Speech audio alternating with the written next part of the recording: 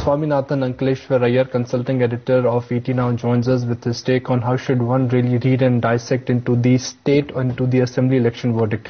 Swami, the big story is not a rout for Congress or a edge for BJP. It is honestly the Aam Aadmi Party. Arun Kejriwal is the man of the match, as the Aam Aadmi Party has routed Congress in Delhi and restricted BJP gains. What do you think that means for elections in general?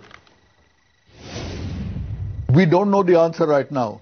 I will simply say that it is not Mr. Kejriwal who has created the success. It is the anger of the people that has created the success. And the anger of the people is very much there in Bombay, Chennai and all the metros. It's there in a big way. They have been waiting for some avenue to catch their imagination, something to channel that angle, all that anger into one particular voting channel, one particular thing of hope. This combination of Anna Hazare and Arvind Kejriwal has combined to create this phenomenon in Delhi. And that same anger can be channeled equally in the other places.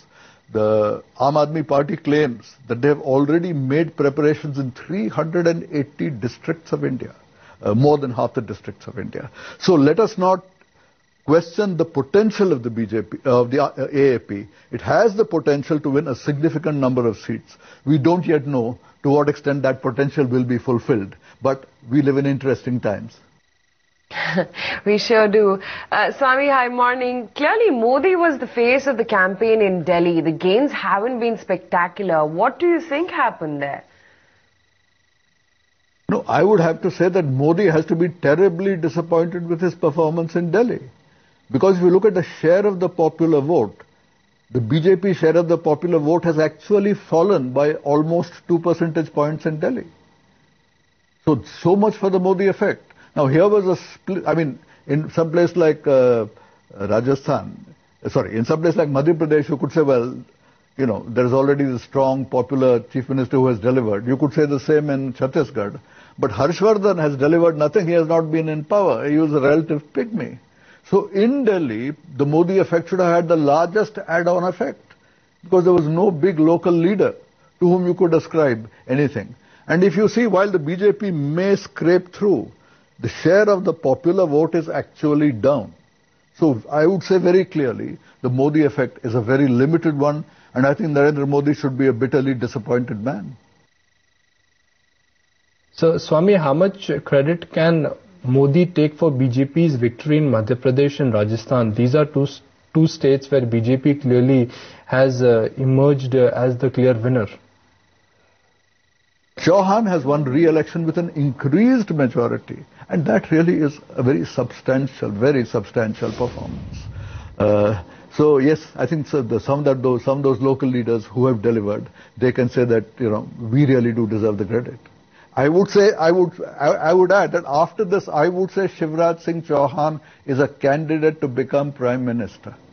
If we have a situation where the BJP wins 150, 160 seats in Parliament and needs the support of another 110, 120 votes from outside, those other regional parties may well say that, you know, we are willing to become your partners, provided Modi is not the head of this particular organization. So I think Shivraj Singh Chauhan has now emerged as a prime ministerial candidate. But Swami, can the Congress reboot at all in the next 5 months in the run-up to the general elections? No, I think at this point the Congress will lick its wounds, hope that there is a hung parliament, and hope that a hung parliament results in another election in 2016, at which point of time it can come back, because whoever the hung parliament in between will not be able to manage things properly at all. I think there's a definite possibility of that. I do not at all interpret this particular state assembly thing as being the BJP sweeping the country. It's not the case. BJP has done quite well, but not as well as it expected. And if therefore this results in a hung parliament, whether it's a third front government on its own or some kind of minority government supported from outside by the BJP, it's an unstable arrangement.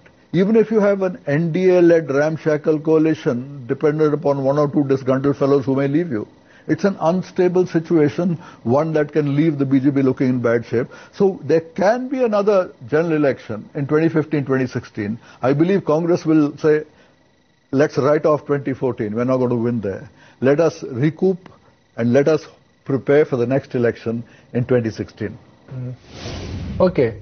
Swami, if you insist, I'll take it, that the Modi wave was not there, but the Modi effect was there. Now, ultimately, it's all about market adjustment. So far, markets have been euphoric about the Modi rally. Do you think the Modi rally or the market rally in Modi, which was fueled because of Modi factor, could take a backseat? I think the markets will be disappointed. I think as the reality of these elections sinks in, the markets will appreciate that the idea that Narendra Modi is coming to power in Delhi and is going to sweep everything, it will become clear that that is very far from the case. You may even have a third front government, which some people will believe is the worst of all worlds. So if you have that kind of situation, the markets could really retreat a lot from where they have arrived at this particular point. And that's just on the political side. Over and above that, there's the global economic issues. The latest employment data in the USA are such that it seems to bring forward the tapering of quantitative easing in the USA. And if that quantitative easing begins to gather steam, if you have a number of reductions in the QE between now and May, you can see the stock markets going into the same kind of frenzy of money being pulled out of emerging markets to go into higher yields in the USA. You could have the same kind of impact on the rupee churning around and Raghuram Rajan having to run around to try and rescue the rupee. I don't think it will be anything like as bad as it was last August. It would be a much milder phenomenon, but it might still be enough to be very stomach churning. So I would say euphoria of the markets, beware.